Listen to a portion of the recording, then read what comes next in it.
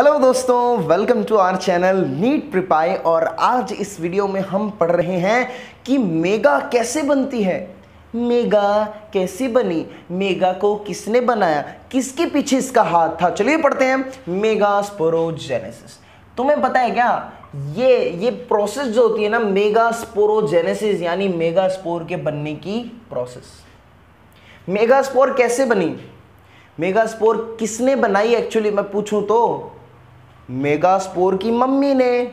Mega spore की mummy ने mega spore को बनाया। मेगा स्पोर मदर सेल ने मेगा स्पोर को बनाया। मेगा स्पोर मदर सेल से मेगा स्पोर बनने की जो प्रोसेस है ना, इसको बोला जाता है मेगा स्पोरोजेनेसिस।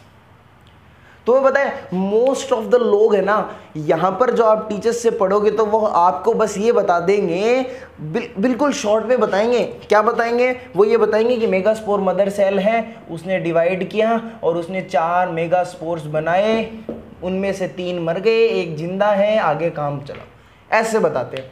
बट जब हम इतना सीधा सीधा सुन लेते तो हमारे कॉन्सेप्ट क्लियर नहीं होते। अगर आपसे ये ओवेरी के बारे में, ओव्यूल के बारे में, मेगा स्पोरोजेनेसिस के बारे में थोड़ा सा आगे क्वेश्चन पूछ लिया तो हम उसको बता नहीं पाते। तो चलिए एकदम अच्छे से अपने कॉन्सेप्ट क्लियर करते हुए पढ़ते हैं। सबसे पहले मैं बोल रहा हूं कि आपने न्यूसेलस तो सुना ही होगा। और एम्ब्रियो सैक के अराउंड जो बहुत सारी सेल्स, एक मास ऑफ सेल्स प्रेजेंट होती है, न्यूसेलस, जो फूड स्टोर करती है, न्यूसेलस की सेल्स। अरे वो जो न्यूसेलस की सेल्स है वो इनिशियली मतलब एम्ब्रियो का, ओवेरी का जो डेवलपमेंट है वो अभी स्टार्ट ही हुआ है। At the starting of development of ovary, initially the cells of nucellus are undifferentiated. कैसी होती हैं? अनडिफरेंशिएटेड होती है, कोई एक पर्टिकुलर काम नहीं होता उनका। होमोजीनस होती हैं, सारी की सारी एक जैसी होमोजीनस है। और मैरिस्टेमेटिक है, यानी डिवाइड करती रहती हैं, एक्टिवली डिवाइडिंग सेल्स होती हैं। मैंने बोला न्यूसेलस की cells initially at the time of starting of development of ovary they are undifferentiated, they are homogenous, they are meristematic in nature. और इन सेल्स को एपिडर्मिस अपने अंदर समा के रखती है। एपिडर्मिस प्रेजेंट है, और एपिडर्मिस केवल क्या है, at the starting of maturation of development of ovary, starting में एक एपिडर्मिस है और उसके अंदर बहुत सारी undifferentiated meristematic homogeneous cells present हैं। ओके, ये इनिशियल है। अब फाइनली कुछ टाइम बाद जब डेवलपमेंट और आगे बढ़ता है तो ये जो सेल्स है ना, ये जो अनडिफरेंशिएट थी, ये होमोजेनस थी, मेरिस्टेमेटिक थी, ये पैरेनकाइमेटस बन जाती है और एक पर्टिकुलर फंक्शन पकड़ लेती है फूड स्टोरेज का।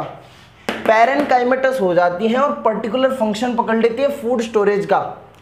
एपिडर्मिस वहीं की वहीं है, यहां भी एपिडर्मिस थी, यहां भी एपिडर्मिस थी। This is the final situation जो हम देखते हैं। ओके, अब एनी वन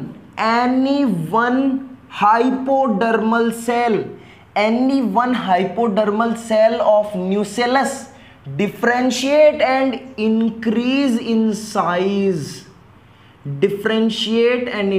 in size. मेरी बात सुनो, ये प्रोसेस अच्छे से समझना।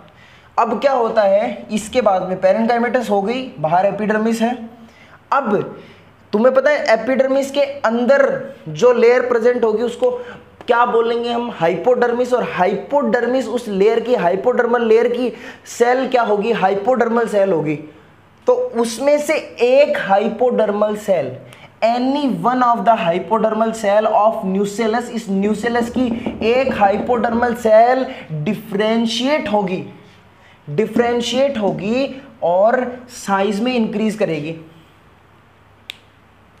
हाइपोडर्मिस की एक सेल साइज में इंक्रीज करेगी, डिफरेंशिएट हो जाएगी, अलग हो जाएगी और साइज में इंक्रीज होने लगेगी। ठीक है, अब ये जो एक हाइपोडर्मल सेल है, it become different from rest of the cells because of presence of distinct nucleus. अब ये एक हाइपोडर्मल सेल जो डिफरेंशिएट हुई है, साइज में इंक्रीज होने लगी, अब क्या होगा? ये सबसे अलग हो जाएगी, ये सबसे अलग हो जाएगी, बाकी सारी सेल से अलग होगी, क्योंकि इसके अंदर एक डिस्टिंक्ट न्यूक्लियस प्रेजेंट होगा, क्योंकि इसके अंदर एक डिस्टिंक्ट न्यूक्लियस प्रेजेंट होगा भाई, डिस्टिंक्ट न्यूक्लियस प्रेजेंट होगा। और इसी सेल को, यही सेल, यही एक हाइपोडर्मस की सेल जो डिफरेंशिएट हुई है, साइज में बढ़ गई है, जिसमें एक डिस्टिंक्ट न्यूक्लियस प्रेजेंट है, इसी को बोला जाता है आर्कीस्पोरियल सेल। बड़ी गौर से देखो, इसी को बोला जाता है आर्कीस्पोरियल सेल। बहुत जगह नाम आता है, लेकिन हमें पता नहीं होता कि आर्कीस्पोरियल सेल क्या होती है। ये कॉमन डाउट होता है, व्हाट आर आर्कीस्पोरियल सेल्स और क्या काम करती हैं ये, यहां समझ में आएगा। आर्कीस्पोरियल सेल क्या है, लेट्स रिवाइज। सबसे पहले मैंने बोला कि न्यूसेलस की सेल्स इनिशियली जब ओवेरी का डेवलपमेंट स्टार्ट होता है वो कैसी होती है, वो अनडिफरेंशिएटेड होती हैं, वो मेरिस्टेमेटिक होती हैं, और कैसी होती हैं, होमोजीनस होती हैं, एक जैसी अनडिफरेंशिएटेड मेरिस्टेमेटिक होती हैं। लेकिन जैसे जैसे डेवलपमेंट स्टार्ट होता है वैसे वैसे कैसी हो जाती हैं, ये पैरेनकाइमेटिस इन अपीयरेंस हो जाती हैं, पैरेनकाइमेटिस हो जाती हैं और फूड स्टोरेज करने लगती हैं। यहां भी एक एपिडर्मिस की लेयर प्रेजेंट थी, यहां भी एक एपिडर्मिस की लेयर प्रेजेंट होती है। अब एक हाइपोडर्मिस की सेल, इन ये जो सेल एपिडर्मिस के अंदर हाइपोडर्मिस, उसकी एक सेल, वन हाइपोडर्मल सेल, वो न्यूसेलस की क्या होगी, वो डिफरेंशिएट हो जाएगी और साइज में बढ़ने लगेगी, और उसमें एक डिस्टिंक्ट न्यूक्लियस प्रेजेंट होगा, वो सब सेल से अलग होगी, और उसको बोला जाता है आर्कीस्पोरियल सेल। क्या बोल रहे हैं उसको, आर्कीस्पोरियल सेल।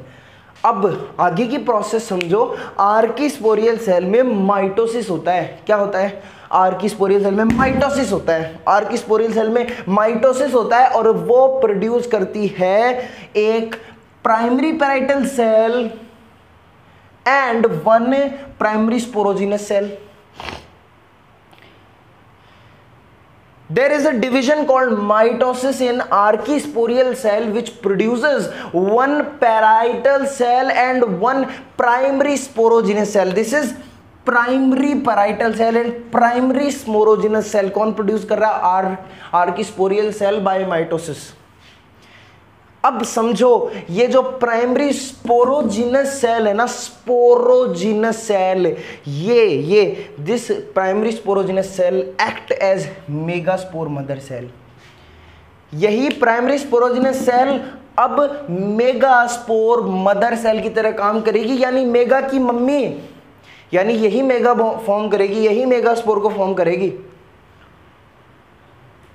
यही माइक्रोस्पोर की मम्मी जो माइक्रोपाइलर रीजन में बनती है। ये टर्म्स मैंने आपको पिछले वीडियो में बता दिया था कि बड़ी इंपॉर्टेंट है, कौन कहां बनता है, कौन चेलाजल एंड पर बनता है, कौन माइक्रोपाइलर एंड पर बनता है। समझता है, समझ में आ रही है। This megaspore mother cell is formed as micropylar region. ये माइक्रोपाइल की तरफ बनती है। कहां बनती है ये माइक्रोपाइल की तरफ बनती है। अब इस मेगास्पोर मदर सेल के अंदर माइटोसिस होगा फिर से। अरे एक बार फिर माइटोसिस होगा इसमें, और माइटोसिस होने से चार हैप्लॉइड मेगास्पोर्स बन जाएंगे।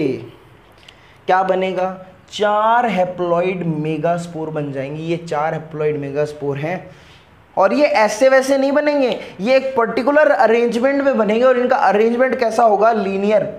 दे are arrange in linear tetrad, it is known as linear tetrad. Linear है, टेट्राड मानी 4 हैं, 4 लीनियरली अरेंज्ड हैं। ये दीज आर 4 हैप्लॉइड मेगास्पोर्स।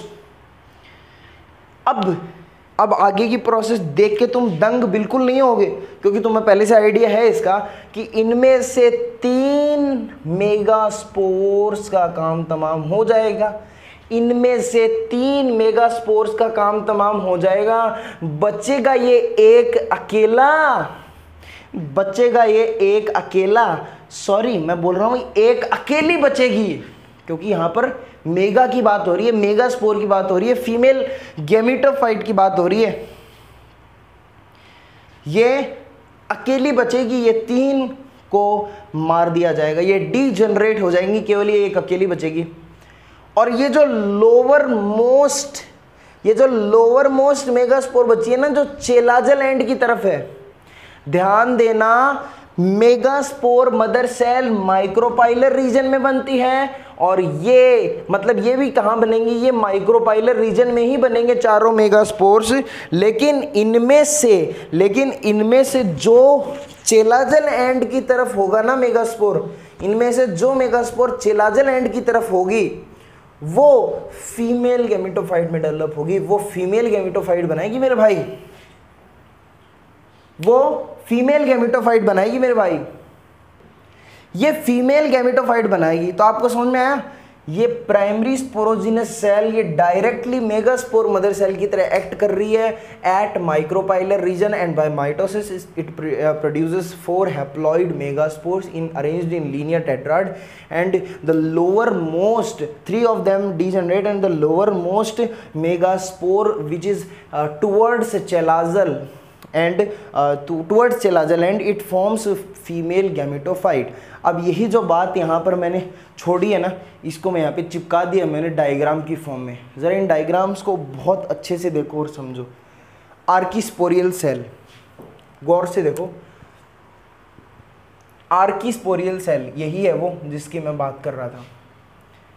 ये आस पड़ोस में क्या है, ये न्यूसेलस की सेल्स हैं, इनमें से एक सेल डिफरेंशिएट होकर के आर्कीस्पोरियल सेल बना रही है, जो इन सबसे लार्ज इन साइज है और जिसका न्यूक्लियस डिस्टिंक्ट है। यह आर्कीस्पोरियल सेल अब क्या करेगी, माइटोसिस करेगी और ये बनाएगी एक primary parietal cell and primary sporogenous cell. Primary parietal cell, primary sporogenous cell, mitosis किया, 2 सेल्स बना ली। अब ये primary sporogenous cell it directly act as megaspore mother cell, directly act as megaspore mother cell, this directly act as megaspore mother cell, and ये जो primary parietal cell है ये फिर डिवाइड करती है और 2 पैराइटल सेल्स बना लेती है। इसका कोई इंपॉर्टेंस है नहीं आगे, ये क्या करती है, फिर डिवाइड करती है और प्राइमरी पैराइटल सेल से 2 प्राइमरी केवल पैराइटल सेल्स बना रही है, प्राइमरी हट गया, पैराइटल सेल्स बना रही है। This is megaspore mother cell towards micropylar end. Okay, अब ये जो मेगास्पोर मदर सेल है ना, ये मियोसिस करती है। ये क्या करती है, मैंने अभी क्या बताया यार, नीचे देखो एक बार जरा, ये मेगास्पोर मदर सेल मियोसिस करती है, गलती हो गई, सॉरी मिस्टेक हो गई, मियोसिस करती है। ये क्या करती है, मियोसिस करती है, आई एम सॉरी, बहुत जोश में गलत बोल दिया मैंने, ये मियोसिस करती है। तो यहाँ पर इस मेगास्पोर मदर सेल ने मियोसिस करके लीनियर माइक्रोस्पोर टेट्राड बना लिया, ये 4 सेल्स बन गई। इनमें से ये डीजनरेटिंग मेगास्पोर्स हैं, 3 डीजनरेट हो जाते हैं, और यहाँ से एक फंक्शनल मेगास्पोर टुवर्ड्स चेलाजल एंड बचता है, एक फंक्शनल मेगास्पोर टुवर्ड्स चेलाजल एंड बचता है। So this was the entire process of megasporogenesis. अब इसके बाद में मैं मिटा कर आपको बताऊंगा, वो होगा डेवलपमेंट ऑफ एम्ब्रियो सैक का डेवलपमेंट। ये हमने क्या पढ़ा, हमने अंदर की बात पढ़ी। अब इससे थोड़ा सा पूरा ऑल ओवर इस सब चीज़ों को समेट करके हम एम्ब्रियो सैक का डेवलपमेंट पढ़ेंगे, उसमें आपको पूरी कंप्लीट बात समझ में आ जाएगी। तो देखिए, रुकिए, वेट कीजिए, अभी इसको नोट कर लीजिए, फिर उसके बाद में आगे का स्टार्ट करते हैं।